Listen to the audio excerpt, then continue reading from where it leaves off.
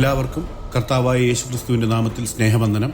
ഇന്ന് നാം വായനയ്ക്കും ചിന്തയ്ക്കുമായി എടുക്കുന്ന വേദഭാഗം വിശുദ്ധ മത്തായി എഴുതിയ സുവിശേഷം 16 അധ്യായം 20 മുതലുള്ള വാക്യങ്ങളാണ്. യേശു ക്രിസ്തുവാണെന്നും മിശിഹായാണെന്നും ജീവനുള്ള ദൈവത്തിന്റെ പുത്രനാണെന്നുമുള്ള പത്രോസിന്റെ പ്രസ്താവനയ്ക്ക് ശേഷം പത്രോസ് ഇപ്പോൾ പ്രഖ്യാപിച്ച സത്യവിശ്വാസം എന്ന പാറമേൽ തന്റെ സഭ പണിയുമെന്ന് കർത്താവ് പറയുന്നതും താൻ ശിഷ്യന്മാർക്ക് ഏൽപ്പിക്കുന്ന സുവിശേഷ പ്രഘോഷണത്തിനുള്ള അധികാരത്തെ സ്വർഗരാജ്യത്തിന്റെ താക്കോൽ എന്ന് യേശു വിശേഷിപ്പിക്കുന്നതും സഭയെ നയിക്കാനുള്ള ഉത്തരവാദിത്വവും അധികാരവും അവർക്ക് നൽകുന്നതും മത്തായി സുവിശേഷം 16 അധ്യായം 19 വരെയുള്ള വാക്യങ്ങളിൽ നാം വായിച്ചു. 20 വാക്യത്തിൽ താൻ ക്രിസ്തു അഥവാ മിശിഹായാണെന്ന് ആരോടും പറയരുതെന്ന് ശിഷ്യന്മാരോട് കൽപ്പിച്ചതായി നാം വായിക്കുന്നു. യേശു കർത്താവ് തന്റെ പീഡാസഹനം, മരണം, പുനരുദ്ധാനം എന്നിവയ്ക്ക് ശേഷം തന്റെ ശിഷ്യന്മാരോട് സകല ജാതികളോടും സുവിശേഷം പ്രസംഗിക്കാൻ കൽപ്പിച്ചതായി മത്തായി സുവിശേഷം 28 അധ്യായം 19 വാക്യം, അപ്പസ്തോല പ്രവൃത്തി 1 അധ്യായം 8 വാക്യം മുതലായ വേദഭാഗങ്ങളിൽ നാം വായിക്കുന്നു. അതിനു മുമ്പായി പല അവസരങ്ങളിലും താൻ ക്രിസ്തുവാണെന്ന് ആരോടും പറയരുത് എന്ന് കർത്താവ് നിർദ്ദേശിച്ചതിന്റെ കാരണം ശ്രദ്ധിക്കേണ്ടതാണ്. ആദ്യമായി ജനങ്ങൾക്കും ശിഷ്യന്മാർക്കും മിശിഹ അഥവാ ക്രിസ്തുവിന്റെ ദൗത്യത്തെക്കുറിച്ച് ശരിയായ ബോധ്യം ഉണ്ടാകേണ്ടിയിരുന്നു. അതായത് ക്രിസ്തുവിന് കുരിശുമരണം സഹിക്കേണ്ടതുണ്ടെന്നും ഉയർത്തെഴുന്നേൽപ്പുണ്ടാകുമെന്നും അവർക്ക് ആഴത്തിൽ മനസ്സിലാക്കേണ്ടതുണ്ടായിരുന്നു. കൂടാതെ യേശുവിനെ വെറുമൊരു രാഷ്ട്രീയ വിമോചകനായോ പ്രാദേശിക രാജാവായോ മാറ്റാനുള്ള ജനങ്ങളുടെ അവ്യക്തമായ പ്രതീക്ഷകളെ തടയാനുമാണ് കർത്താവ് ഇങ്ങനെ നിർദ്ദേശിച്ചത്. മത്തായി സുവിശേഷം 16 അധ്യായം 21 മുതൽ 23 വരെയുള്ള വാക്യങ്ങളിൽ കർത്താവ് താൻ എങ്ങനെ യെരുശലേമിൽ കൊല്ലപ്പെടുകയും മരിച്ചവരിൽ നിന്ന് ഉയർത്തെഴുന്നേൽക്കുകയും ചെയ്യുമെന്ന് ശിഷ്യന്മാരോട് വിശദീകരിക്കുന്നതും അത് കേട്ട പത്രോസ് യേശുവിനെ മാറ്റി നിർത്തി ഈ കാര്യങ്ങൾ ഭവിക്കരുതേ എന്ന് കർത്താവിനോട് ആവശ്യപ്പെടുന്നതായും നാം വായിക്കുന്നു. യേശു പത്രോസിനെ സാത്താൻ എന്ന് വിളിച്ച് ശകാരിക്കുന്നതും അവന്റെ ചിന്തകളും ഉദ്ദേശങ്ങളും ദൈവത്തിന്റെ കാര്യങ്ങളിലല്ല മറിച്ച് മാനുഷിക കാര്യങ്ങളിലാണ് എന്ന് അവനോട് പറയുകയും ചെയ്യുന്നു എന്ന് നാം കാണുന്നു.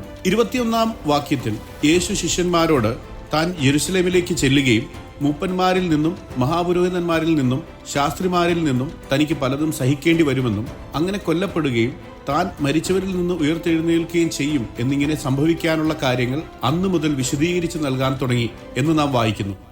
മൂപ്പന്മാർ എന്ന പദം സദൂക്യരുടെയും പരീശന്മാരുടെയും അംഗങ്ങൾ ഉൾപ്പെടെയുള്ള ഇസ്രയേലിലെ യഹൂദ മതത്തിലെ നേതൃത്വത്തിലുള്ളവരെ സൂചിപ്പിക്കുന്നു. ദേവാലയം നടത്തിയിരുന്ന ലേവ്യ ഗോത്രത്തിലെ യഹൂദരായിരുന്നു മഹാപുരോഹിതന്മാർ. മോശയുടെ ന്യായപ്രമാണത്തിൽ വിദഗ്ധരായിരുന്ന അധ്യാപകരായിരുന്നു ശാസ്ത്രിമാർ. യെരുശലേമിൽ വെച്ച് ഇങ്ങനെയുള്ളവരുടെ കൈകളാൽ പലതും സഹിച്ച ശേഷം താൻ കൊല്ലപ്പെടുമെന്നാണ് കർത്താവ് ശിഷ്യന്മാരോട് പറഞ്ഞത്. നിവൃത്തിയാകേണ്ടിയിരുന്ന തന്നെക്കുറിച്ചുള്ള പഴയ നിയമ തിരുവെഴുത്തുകളെയും കർത്താവ് ഇവിടെ ഓർമ്മിപ്പിക്കുന്നു. സങ്കീർത്തനങ്ങൾ 22 അധ്യായം 16 വാക്യത്തിൽ നായ്ക്കൾ എന്നെ വളഞ്ഞു, ദുഷ്ടന്മാരുടെ കൂട്ടം എന്നെ ചുറ്റിയിരിക്കുന്നു, അവർ എന്റെ കൈകളെയും കാലുകളെയും തുളച്ചു എന്ന ദാവീദിന്റെ മിശിഹായെക്കുറിച്ചുള്ള പ്രവചനത്തിൽ ദുഷ്ടരായ മനുഷ്യരാൽ മിശിഹായ്ക്ക് വരാനിരുന്ന സഹനങ്ങളും കൈകാലുകൾ തുളച്ച് ക്രൂശിക്കപ്പെട്ട് കൊല്ലപ്പെടും എന്നും എഴുതിയിരിക്കുന്നു. അതുപോലെ തന്നെ യേശയ്യാ പ്രവചനം 53 അധ്യായം 5 മുതൽ 10 വരെയുള്ള വാക്യങ്ങളിൽ യേശു കർത്താവിനെ കുറിച്ചുള്ള മിശിഹാ പ്രവചന പ്രകാരം കർത്താവ് മനുഷ്യരുടെ പാപങ്ങൾക്കായി കഷ്ടം അനുഭവിക്കുകയും നിരപരാധിയായിട്ടും ശിക്ഷിക്കപ്പെടുമ്പോൾ കൊല്ലാൻ കൊണ്ടുപോകുന്ന കുഞ്ഞാടിനെ പോലെ നിശബ്ദമായി സഹിക്കുന്നതും മുന്നമേ രേഖപ്പെടുത്തിയിരിക്കുന്നു. കൂടാതെ അതിക്രമികളുടെ പകരക്കാരനായി മരിക്കുകയും അകൃത്യയാഗമായി അർപ്പിക്കപ്പെടുകയും ചെയ്യുമെന്നും ദൈവത്തിന്റെ ഹിതം അവനിലൂടെ പൂർത്തിയാവും എന്നും നൂറ്റാണ്ടുകൾക്ക് മുമ്പേ ഈ വേദഭാഗത്തിൽ എഴുതിയിരിക്കുന്നു. 22 വാക്യത്തിൽ യേശു കർത്താവ് ഇത് പറയുന്നത് കേട്ടപ്പോൾ പത്രോസ് യേശുവിനെ മാറ്റി നിർത്തി, കർത്താവെ, അത് നിനക്ക് ഭവിക്കരുതേ എന്ന് ശാസിക്കാൻ തുടങ്ങി എന്ന് നാം വായിക്കുന്നു. പത്രോസ് ഇങ്ങനെ പറയാൻ കാരണം യേശുവിനെ ക്രിസ്തു അഥവാ മിശിഹ എന്ന് വിശ്വസിക്കുന്നുണ്ടെങ്കിലും അന്നത്തെയും ഇന്നത്തെയും ഭൂരിപക്ഷം യഹൂദർ വിശ്വസിക്കുന്നത് പോലെ മിശിഹായെക്കുറിച്ചുള്ള പ്രവചനങ്ങളിൽ ക്രിസ്തു ജയിക്കുന്ന രാജാവ് എന്ന കാഴ്ചപ്പാട് മാത്രമേ ശിഷ്യന്മാർക്കും ഉണ്ടായിരുന്നുള്ളൂ എന്ന് മനസ്സിലാക്കാം. ക്രിസ്തുവിനെ കുറിച്ചുള്ള പ്രവചനത്തിൽ ഇസ്രയേലിന്റെ ശത്രുക്കളെ തോൽപ്പിക്കുന്ന അജയ്യനായ ഭരണാധികാരി എന്ന പ്രവചനങ്ങളിൽ മാത്രം അവർ ശ്രദ്ധ കേന്ദ്രീകരിച്ചിരുന്നു. എന്നാൽ പഴയ നിയമ തിരുവെഴുത്തുകൾ രേഖപ്പെടുത്തുന്ന പോലെ സഹനദാസൻ എന്ന നിലയിൽ ക്രിസ്തു പീഡകളേൽക്കുക, മരിക്കുക എന്നത് അവർക്ക് സങ്കല്പിക്കാൻ പോലും കഴിയാത്ത കാര്യമായിരുന്നു എന്ന് മനസ്സിലാക്കാം. അതുകൊണ്ടാണ് പത്രോസ് യേശുവിനെ മാറ്റി നിർത്തി കർത്താവ് ഇങ്ങനെ സംസാരിക്കുന്നതിനോ ഇവ സംഭവിക്കാൻ അനുവദിക്കുന്നതിനോ എതിരെ കർത്താവിനോട് സംസാരിച്ചത്. 23 വാക്യത്തിൽ യേശു കർത്താവ് തിരിഞ്ഞ് പത്രോസിനോട്, സാത്താനെ, എന്നെ വിട്ടു പോ, നീ എനിക്ക് ഒരു തടസ്സമാകുന്നു, നീ ദൈവത്തിന്റെ കാര്യങ്ങളല്ല മനുഷ്യരുടെ കാര്യങ്ങളാണ് ചിന്തിക്കുന്നത് എന്ന് പറഞ്ഞതായി നാം വായിക്കുന്നു. പത്രോസിനോടുള്ള യേശുവിന്റെ ശക്തമായ പ്രതികരണത്തിൽ സാത്താൻ എന്ന പ്രയോഗം പത്രോസിന്റെ ബലഹീനതയും അജ്ഞതയും മുതലെടുത്ത് മനുഷ്യരക്ഷയ്ക്ക് ഏക വഴിയായ ക്രിസ്തുവിന്റെ പീഡാസഹനത്തിൽ നിന്ന് പിന്തിരിപ്പിക്കാൻ അവനെ പ്രേരിപ്പിച്ച പിശാചിനെതിരെയാണ്. നീ എനിക്ക് ഒരു ഇടർച്ചയാണ് എന്ന് പത്രോസിനോട് പറയുന്നത് തന്റെ ജനത്തിന്റെ രക്ഷ നേടുന്നതിനായി അവരുടെ സ്ഥാനത്ത് കഷ്ടമനുഭവിക്കുകയും മരിക്കുകയും ചെയ്യുക എന്ന പിതാവ് തനിക്ക് നൽകിയ തന്റെ ദൗത്യത്തിന് തടസ്സം പറഞ്ഞതുകൊണ്ടാണ്. മിശിഹ എന്ന നിലയിൽ യേശുവിന്റെ ദൗത്യത്തെ തടസ്സപ്പെടുത്തുന്നത് സാത്താന്റെ പ്രവൃത്തിയാണ് എന്നും അതിൽ പത്രോസിന്റെ മാനുഷിക ചിന്ത സാത്താന്റേതുപോലെ ദൈവപുത്രന്റെ ദൗത്യത്തിന് തടസ്സമാകുന്നുവെന്നും കർത്താവ് സൂചിപ്പിക്കുകയാണ്. ക്രിസ്തുവിന്റെ ദൗത്യത്തിൽ പീഡകളേറ്റ് മരിക്കേണ്ടതുണ്ട് എന്ന സത്യം ഗ്രഹിക്കാത്ത പത്രോസിന്റെ മനസ്സ് ദൈവത്തിന്റെ കാര്യങ്ങളിലല്ല, മറിച്ച് സ്വാഭാവികമായി മനുഷ്യർ ചിന്തിക്കുന്നത് പോലെ എങ്ങനെയും യേശു കർത്താവിന് അപകടമൊന്നും വരാതെ പ്രതിരോധിക്കണം എന്ന ചിന്തയിൽ മാത്രം കേന്ദ്രീകരിച്ചു എന്നത് കർത്താവ് ശകാരത്തോടെ ചൂണ്ടിക്കാണിക്കുന്നു. മത്തായി സുവിശേഷം 16-ാം അധ്യായം 24 മുതൽ 25 വരെയുള്ള വാക്യങ്ങളിൽ യേശു കർത്താവ് തന്റെ ശിഷ്യന്മാരോട് ശിഷ്യത്വത്തിന് നൽകേണ്ടുന്ന വില വ്യക്തമാക്കുന്നു. ആരെങ്കിലും എന്റെ പിന്നാലെ വരാൻ ആഗ്രഹിക്കുന്നുവെങ്കിൽ അവൻ തന്നെത്താൻ ത്യജിച്ച് അവന്റെ കുരിശുമെടുത്ത് എന്നെ അനുഗമിക്കട്ടെ എന്ന് കർത്താവ് പറഞ്ഞത് മത്തായി സുവിശേഷം 10-ാം അധ്യായം 38-ാം വാക്യത്തിൽ സുവിശേഷം അറിയിക്കാൻ യേശു തന്റെ ശിഷ്യന്മാരെ അയച്ചപ്പോൾ അവരോട് പറഞ്ഞതിന് സമാനമാണ്. തന്നെത്താൻ ത്യജിക്കുക എന്നതിന്റെ അർത്ഥം ദൈവത്തിന്റെ താല്പര്യങ്ങൾക്കായി സ്വന്തം താല്പര്യങ്ങൾ മാറ്റിവെക്കുക എന്നാണ്. ജീവിക്കുന്നവർ ഇനി തങ്ങൾക്കായിട്ടല്ല, തങ്ങൾക്ക് വേണ്ടി മരിച്ചുയർത്തവനായിട്ട് തന്നെ ജീവിക്കേണ്ടതിന് അവൻ എല്ലാവർക്കും വേണ്ടി മരിച്ചു എന്നും ഞങ്ങൾ നിർണയിച്ചിരിക്കുന്നു എന്ന് 2 കൊരിന്ത്യർ 5-ാം അധ്യായം 15-ാം വാക്യത്തിൽ പറയുന്നത് പോലെ ഓരോ ക്രിസ്തു ശിഷ്യനും തങ്ങൾക്കായിട്ടല്ല, തങ്ങൾക്ക് വേണ്ടി മരിച്ചുയർത്ത യേശു ക്രിസ്തുവിന് വേണ്ടി ജീവിക്കുന്നവൻ ആയിരിക്കണമെന്നാണ് കർത്താവ് ഇവിടെ വ്യക്തമാക്കുന്നത്. കുരിശുമെടുത്ത് എന്നെ അനുഗമിക്കുക എന്നതിലൂടെ കർത്താവ് അർത്ഥമാക്കുന്നത് ശ്രദ്ധിക്കാം. കുറ്റവാളികളെ വധിക്കുന്നതിനുള്ള റോമാക്കാരുടെ പരസ്യ രീതിയായിരുന്നു കുരിശ്. അങ്ങനെ ശിക്ഷിക്കപ്പെടുന്ന ഒരുവൻ ക്രൂശിക്കപ്പെടാനുള്ള കുരിശ് ചുമന്നുകൊണ്ട് സൈനികരാൽ ശാരീരികമായി പീഡിപ്പിക്കപ്പെടുകയും സാമൂഹികമായി അപമാനിക്കപ്പെടുകയും ചെയ്തുകൊണ്ട് മരണസ്ഥലത്തേക്ക് ഇനി ഒരിക്കലും മടങ്ങാത്ത ഒരു യാത്ര ചെയ്യണമായിരുന്നു. ആ രീതിയിൽ തന്നെ തന്റെ ശിഷ്യനാവാൻ ആഗ്രഹിക്കുന്ന ഓരോരുത്തരും ലോകത്തിൽ നിന്നുള്ള കഷ്ടപ്പാടും ലജ്ജയും നഷ്ടവും ശാരീരിക മരണം പോലും സ്വീകരിക്കാൻ തയ്യാറായ സമർപ്പണ ജീവിതമാണ് ആവശ്യപ്പെടുന്നത് എന്ന് കർത്താവ് സൂചിപ്പിക്കുന്നു.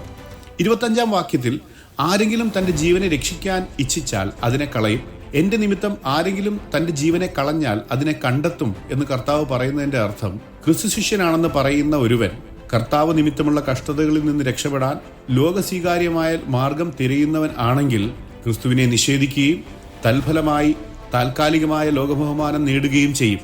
എന്നാൽ ആത്യന്തികമായി അവനത് നഷ്ടപ്പെടും.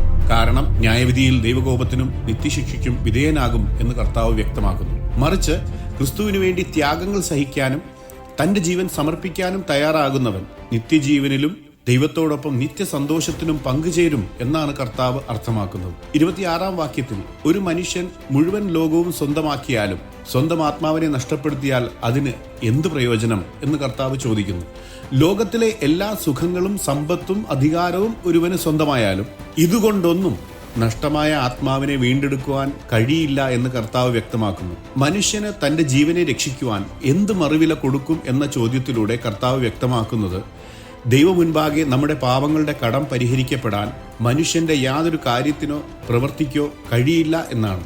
മനുഷ്യരുടെ വീണ്ടെടുപ്പിന് ക്രിസ്തുവിന്റെ ജീവനല്ലാതെ മറ്റൊരു മറുവില ഇല്ല എന്ന സത്യവും കർത്താവ് ഇവിടെ വ്യക്തമാക്കുന്നു.